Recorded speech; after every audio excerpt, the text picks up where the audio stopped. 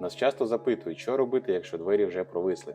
Наголошуємо на тому, що демпфери не вирівнюють положення дверей в дверному отворі, а тільки допомагають їм не просісти з часом. Відповідно, коли двері люфтять і провисають, їх потрібно спершу вирівняти, а вже потім встановлювати упори. Це буде запобігати подальшому провисанню та нейтралізує скрипи і шуми при їзді поганою дорогою. До речі, у нас зараз в розробці спеціальні проставочні пластини для дверних завіс, які вирівнюють положення дверей.